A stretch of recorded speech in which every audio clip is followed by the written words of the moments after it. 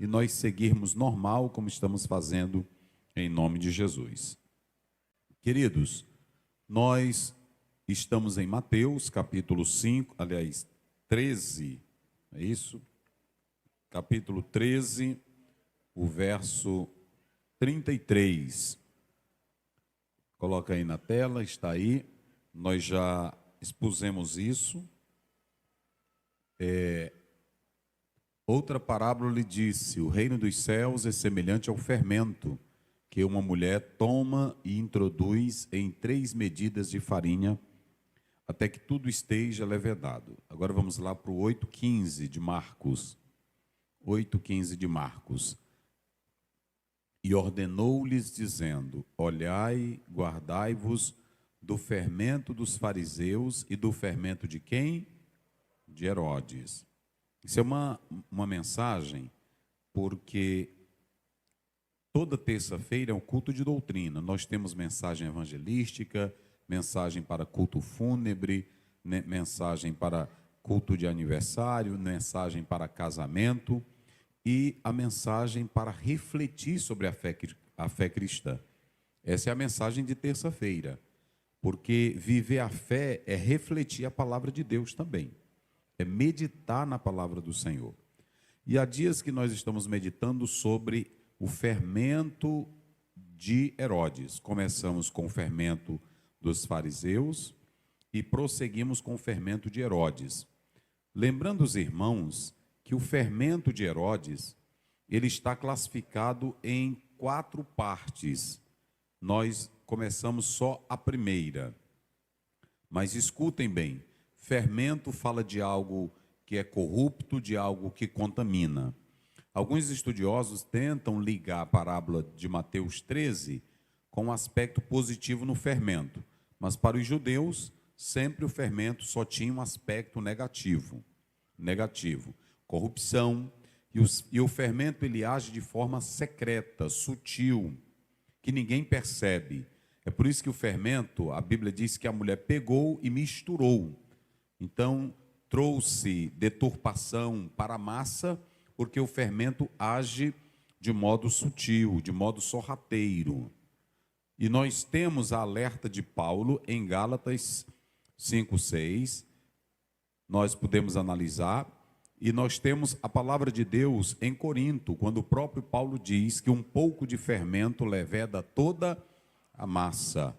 Então, nós podemos analisar que não podemos aceitar o fermento. Fermento é sinal de maldade, fermento é sinal de corrupção, fermento é sinal de destruição. Então, nós temos que ter todo o cuidado.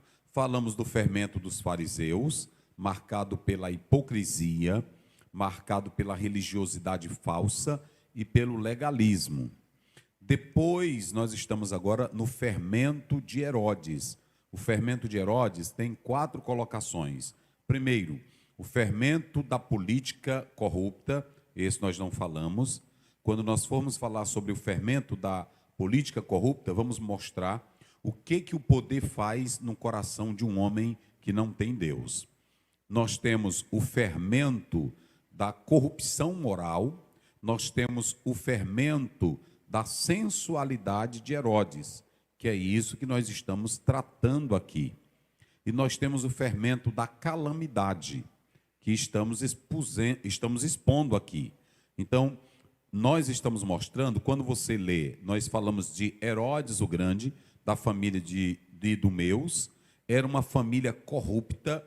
Isso aqui é muito importante, essa família de Herodes, que nós falamos de Herodes o Grande, depois falamos que com a sua morte, seu poder passa para os seus 3 filhos, e esses 3 filhos vão desenvolver o seu trabalho também de maneira corrupta.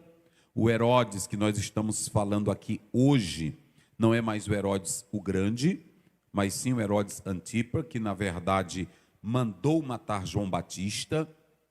E você pode analisar que essa família, ela era muito corrupta, era uma família que oprimia, era uma família de pessoas totalmente de moral comprometida. Por isso que a Bíblia diz, havia políticas sagazes, havia morte, havia ilegalidade. Por isso que a Bíblia diz em Marcos 8,15: acautelai-vos do fermento de Herodes. E talvez você me pergunta, pastor, e qual a utilidade, qual a relevância dessa mensagem para nós hoje? Nós temos que ter cuidado, porque se Jesus falou para tomarmos cuidado com o fermento de Herodes, é porque ele sabe que isso entra no nosso meio. O fermento do poder, nós já falamos aqui que tem pessoas que só ficam na igreja se tiver uma cadeira, se for elogiada, se for respeitada. Nós temos o fermento da moral, que nós temos crentes que têm o nome de crente, mas que na verdade não leva a sério e traz prejuízo para a igreja. E vamos falar desse poder corrupto de Herodes, que como fermento pode entrar no nosso meio. Se não fosse assim, Jesus não teria dito: acautelai-vos do fermento de Herodes. Então, muito cuidado com isso. Nós estamos nessa primeira parte aqui do nosso estudo bíblico, falando de Herodes, ok? Dessa parte da degradação sensual. Então, nós estamos tratando dessa primeira parte, mas lembrando aos irmãos que nós temos as questões mundanas, políticas e calamitosas de Herodes, ok? Então, hoje nós vamos começar essa parte que já foi iniciada em uma terça-feira passada. Porém, nós falamos sobre, primeiro, o que é o fermento de Herodes, já explicamos isso bíblico e teologicamente. Depois falamos do que é o fermento de Herodes no sentido sensual. E eu quero que a igreja preste muita atenção, porque esse é um tema que não é abordado claramente de um púlpito, mas se faz necessário. Quando nós falamos de sensualidade aparece na Bíblia em Gálatas 5, verso 19. Coloca aí na tela. Gálatas 5,19, você tem a palavra lascívia. Essa palavra lascívia que aparece aí, olha aí, porque as obras da carne são manifestas, as quais são adultério, fornicação, impureza, lascívia. Nessa palavra lascívia que aparece aí, é a palavra grega para prazeres sem regras. Prazeres sem regras. Escute bem isso. Libidinosos, prazeres que não têm controle. Nós falamos que C.S. Lewis, ele diz que o prazer, ele é de Deus, ele é uma bênção do Senhor. Não foi criado pelo diabo, mas quando o prazer nos domina como o Senhor, aí traz prejuízo para a nossa vida.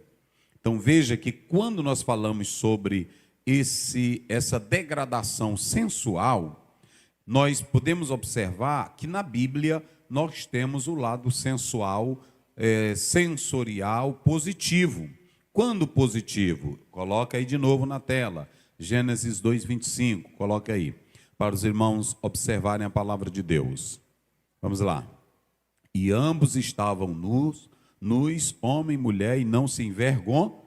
Veja que a nudez da mulher atrai o homem, o macho, como de modo semelhante à nudez da mulher. E a mulher também, ela se volta para o marido. Dentro do casamento não há pecado algum quando a sensualidade ela é feita para o bem.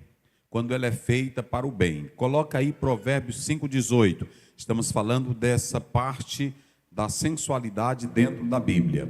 Seja bendito o teu manancial e alegra-te com a mulher da tua... Olha o verso que se segue, coloca aí. Como serva amorosa e gazela graciosa, os seus seios te saciem todo o tempo. Isso aqui é a intimidade do amor. Nós estamos no mês dos namorados e isso aqui não tem nada de pecado quando legalizado dentro do casamento, a união de um homem e de uma mulher. Porque o marido, ele é atraído pelo corpo da esposa. A irmã pode ser crente o tanto que for, mas o marido, quando olha para você, irmã, para ir dormir com você, ele não lembra que você é do circo de oração, não. Ele lembra, é do teu corpo, não é assim?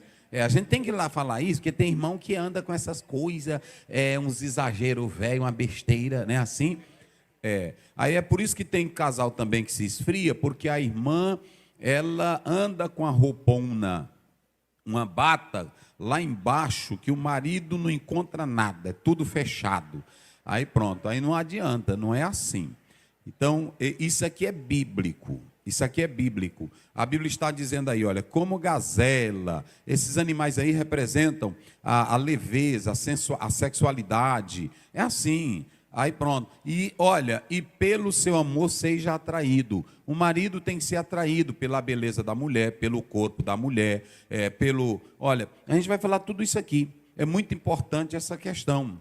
Se a mulher, coloca aí Romanos, 1 Coríntios 7, 4, coloca aí, 1 Coríntios 7, 4. Porque tem irmão que não presta atenção nisso. A mulher não tem poder sobre o seu próprio corpo, mas tem no marido.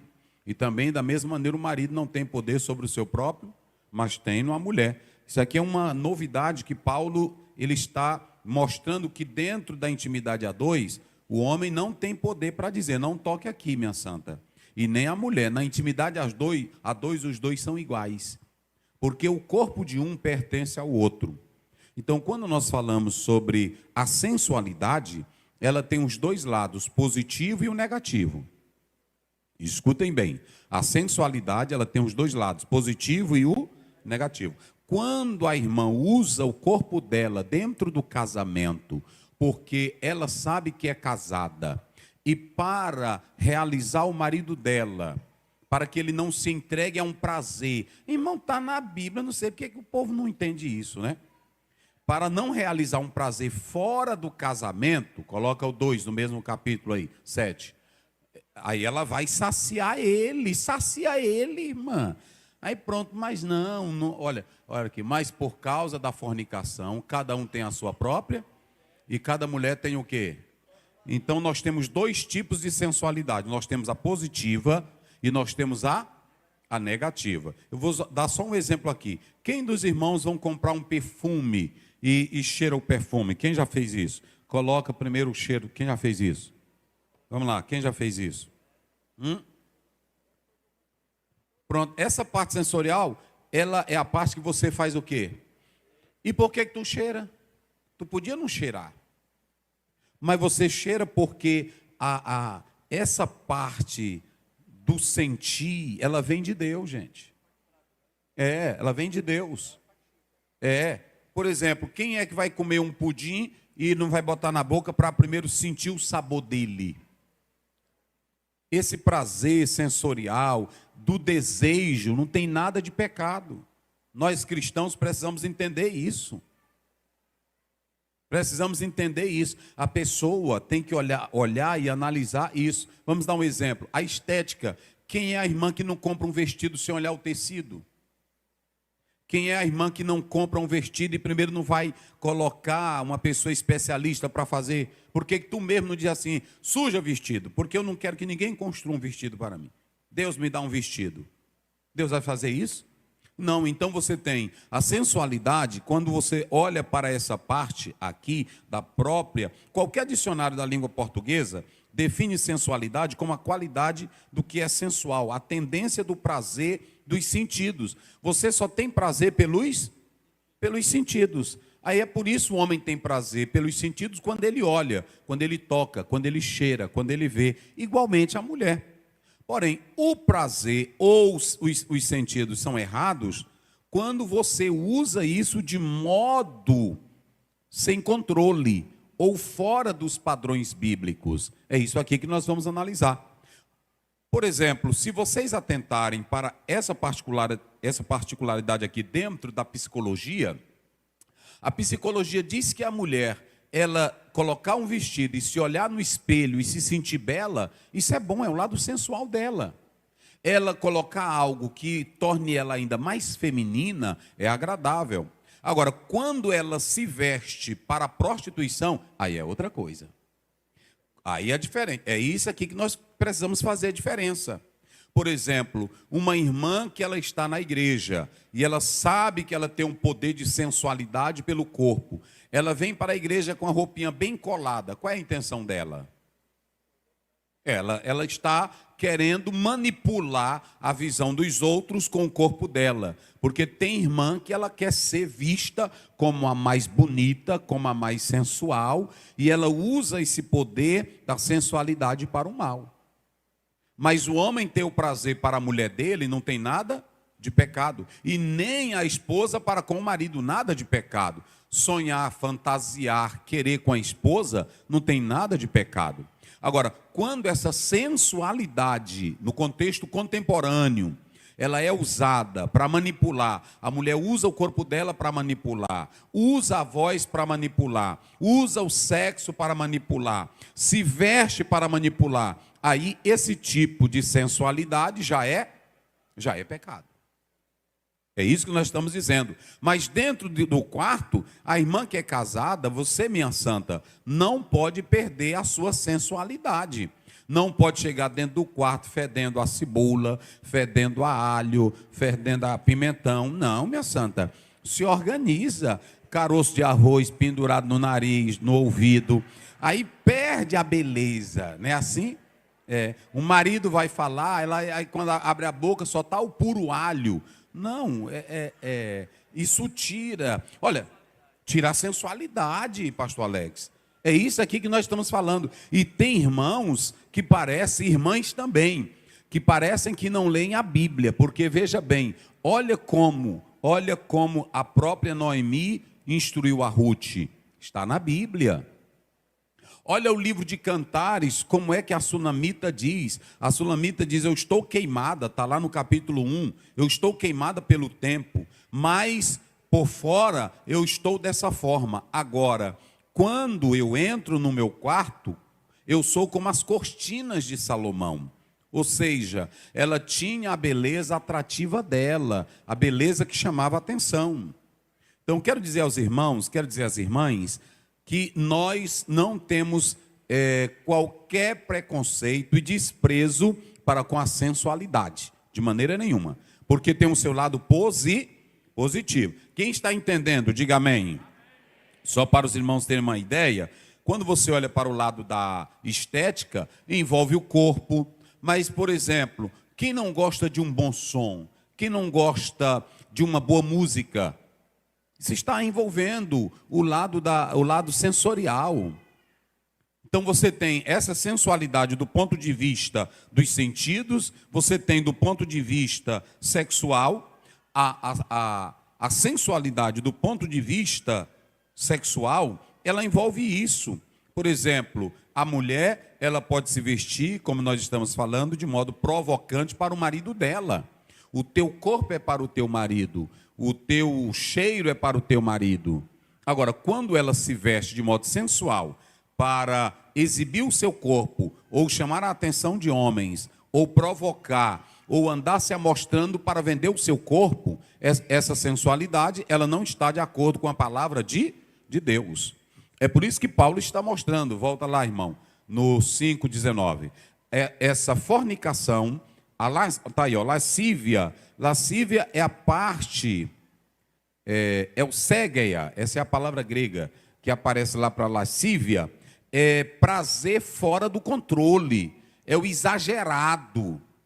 Então, se você tem uma sensualidade exagerada, que passa do controle, tem irmã que ela é sensual por natureza, então ela tem um corpo bonito.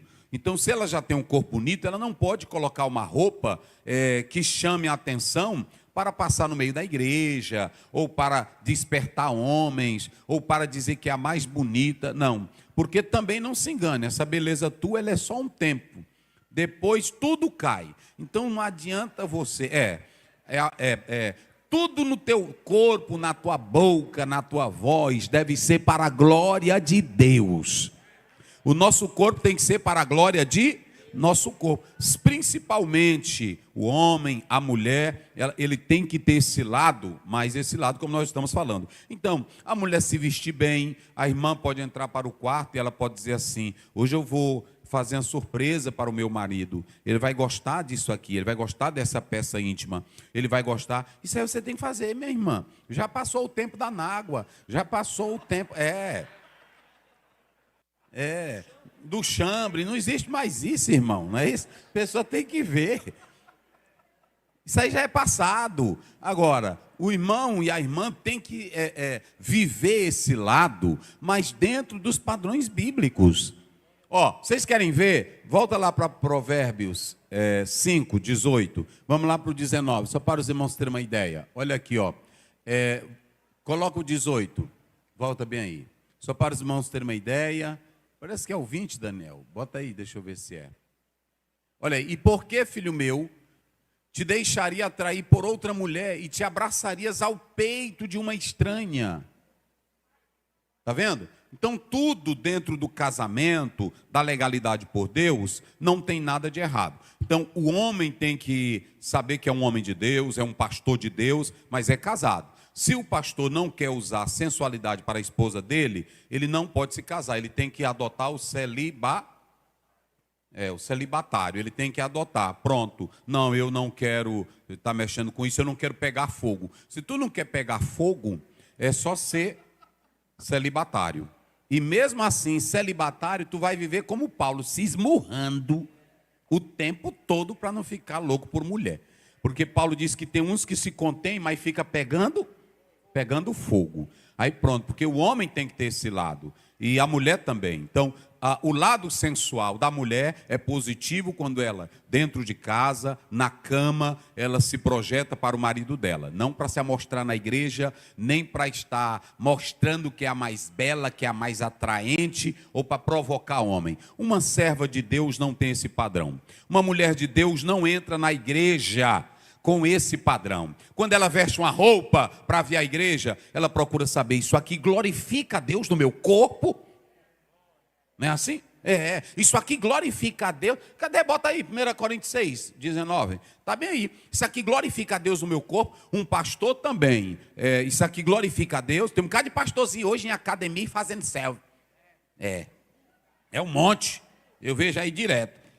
Irmão, eu faço minha caminhada. O que é que eu quero mostrar para o povo que eu faço caminhada? De calção, não é assim? A pessoa tem que ver as coisas, irmão. Aí tem deles que ainda sai com uma garrafinha para dizer que está novinho. Já com 60 anos. Nós estamos sabendo que tu já tem 60. Não é assim? Irmão, olha, tudo tem que ter o seu padrão, meus irmãos. Ou não sabeis que o vosso corpo é templo do Espírito Santo que habita em vós, proveniente de Deus, e que não sois de vós? Olha aí, coloca aí o 20. Olha o que Paulo diz. Foste comprados por bom.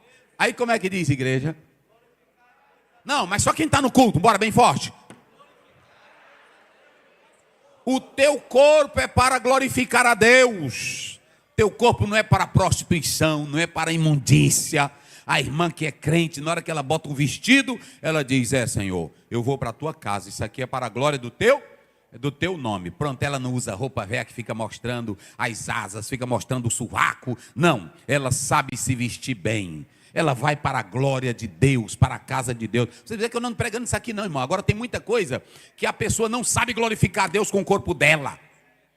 Até homem também, não é assim? Não sabe glorificar a Deus com o corpo dele. Então, a sensualidade positiva é que a mulher dentro do quarto dela, ela pode ficar nua para o marido dela. Tem pecado?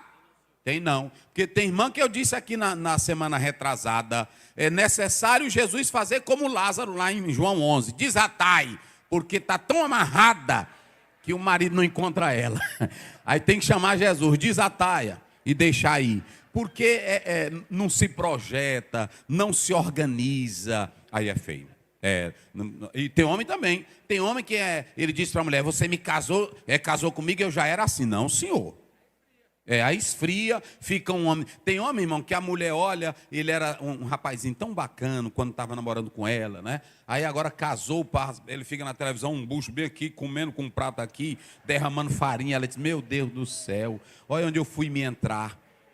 Porque a mulher também quer um homem que tenha elegância, fineza, ser sensual para ela. O irmão tem que ter o charme dele.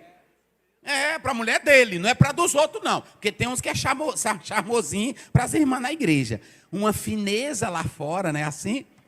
A paz do Senhor, minha santa. Aí quando a mulher, meu velho, já é tu, bicha velha. Aí já não põe, né? Assim, eu conheço muitos que é jeitosinho.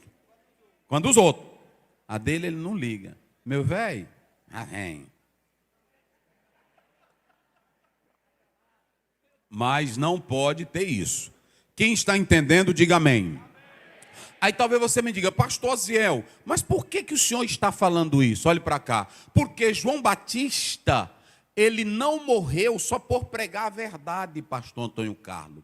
João Batista morreu porque ele lutou, pastor Douglas, contra um homem de uma sensualidade depravada.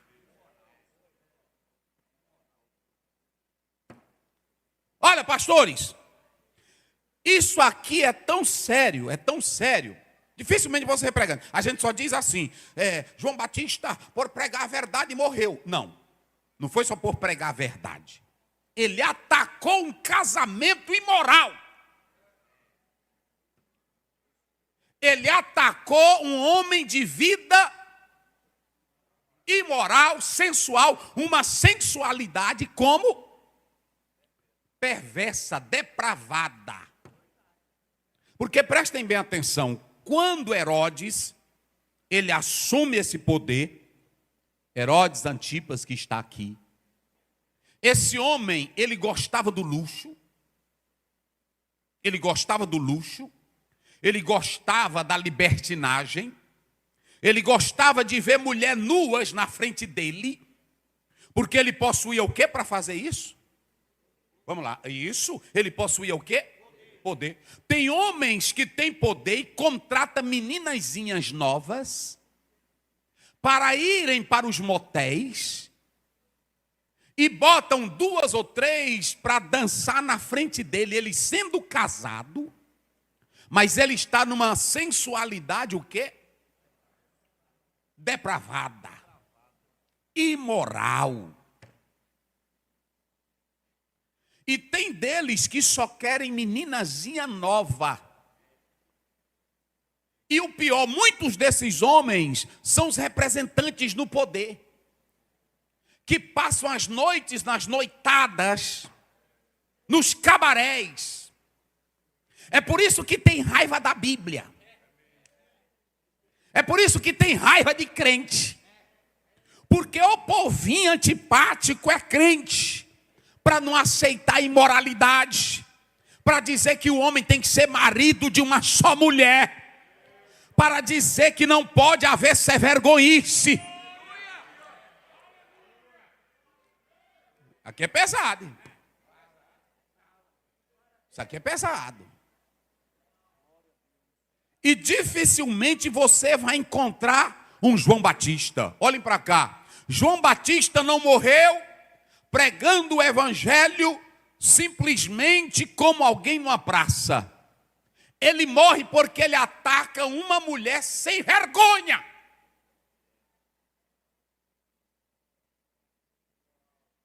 Uma mulher imoral, irmãos. Se vocês pegarem pastor Balbino, Herodias era mulher de quem? Herodes Filipe, que era irmão de quem? De Herodes Antipas. Mas ela era filha de Aristóbulos, meio irmão de Antipas. Então que casamento era esse?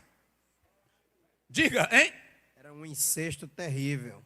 Às vezes quando você lê esse texto aqui, aí você vê, João Batista chegou. Não, João Batista estava vendo uma família que tinha um casamento com incesto. Olha, meus irmãos, um casamento com incesto e um casamento ilegal e imoral. Porque esse rei que tinha poder, Herodes Antipas, ele dizia para Herodias que era casada com Herodes Filipe. E o próprio Herodes também era casado. Que por causa disso vai ter uma guerra, porque a outra vai se separar dele. E João Batista não tinha papa na língua. É negócio sério. É assim ou não é? Irmão, homem de Deus, ele respeita todo mundo. Agora, quando o cabra é safado, ele não quer nem amizade com ele. Quando Acabe chega, Eliseu diz para ele: eu não ia te receber aqui não. Se não fosse Josá, porque tu não presta. O Acabe disse para Elias no 18: tu és o perturbador? Ele diz: perturbador é tu e essa tua mulher sem vergonha, e a casa dela e de teu pai.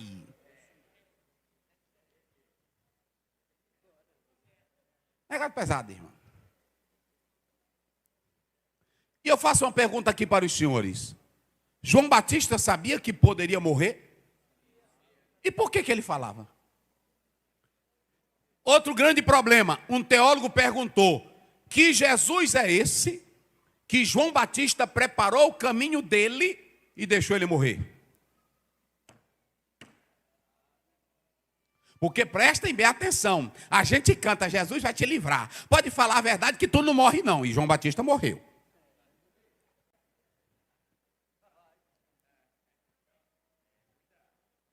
A gente tem que entender a Bíblia, meu irmão. E eu não gosto de enrolar ninguém, porque aí depois tu se decepciona e diz assim: é porque a Bíblia... Não, a Bíblia nunca te diz que tu não vai morrer.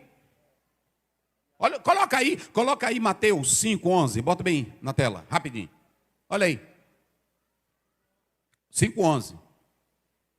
Olha aí. Lê aí.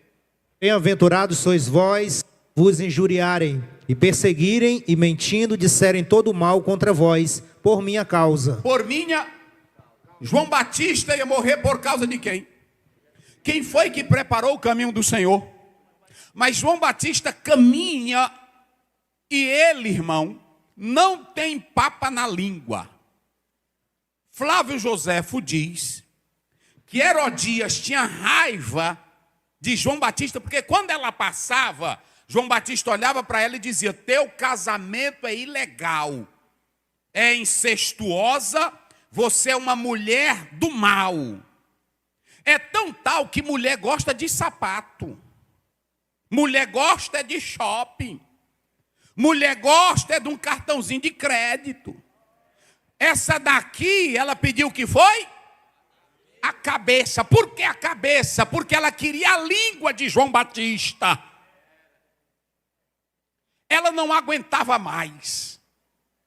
Mas olhem para cá. O João Batista era tão pesado, tão pesado, tão pesado, que o Herodes Antipas, a consciência dele ardia direto, por causa de uma voz. Quem era a voz? Eita, irmão. Só que esse rei aqui, ele era um rei baixo, imoral, sem caráter, mulherengo, botava mulher nua para dançar. Quando a Herodias bota a filha dela, as duas entraram num acordo. Tem mãe que não presta para nada. Ela bota a filha para prostituição, para ganhar dinheiro para ela, trabalha para a prostituição. Ela deixa alguém na casa. Eu estava conversando agora com uma pessoa. Ela deixa a pessoa praticar todo o ato imoral com a filha. São mães dentro de casa. A pedofilia está aí. Crimes horríveis. E eu estou dizendo com experiência. E eu não passo a mão nisso. Aconteceu aqui no campo. E aí eu disse para essa pessoa. Chamei o advogado da igreja. Ele disse: pastor, tem que denunciar. Eu disse: pois faça. E tem mulher que se cala e diz: ele vai me matar. Mas a tua filha vai morrer a vida toda por saber que ela foi humilhada. E quem está me ouvindo aqui hoje e estiver encobertando esse tipo de pecado, a maldição está sobre a tua vida. Ele vai matar. É pior, quer dizer que agora, por causa de um medo de morrer, você aceita tantos crimes. Eu vou dizer uma coisa, irmão. Nós estamos pregando que a igreja tem que ser lugar de cura. Só que a igreja está cheia de pessoas doentes. Homens ruins. Maridos ruins. Pregador ruim. engravatadinho, cheio de fogo, mas também cheio do diabo. Ignorante. Esse rei aqui era tão sem moral que nem mais um grupo para ouvir ele tinha. Ele só tinha pessoas baixas. Coloca aí na tela, 14 de Mateus. Olha quem eram as pessoas que ele ouvia. Isso aqui é o fermento da sensualidade. Bora. É 14, meu filho. Mateus 14. Olha aí, leiam aí, rápido. Naquele tempo ouviu Herodes, o tetrarca, a fama de Jesus. Isso. Vai. E disse aos seus criados. Olha para cá. Ele disse a quem? Aos seus criados. Ele não tinha um grupo oficial para ouvir ele. Curralzinho de fuxiquim. Tem líder que ele não sabe ouvir pessoas técnicas. Ele só ouve ou só escuta meninos em velho da barriga grande para estar levando fuxico. E fulano, você sabia que o fulano não é com você? Pois pronto, tira ele. Às vezes é um profissional. Mas líderes que não têm princípios, escutam qualquer coisinha.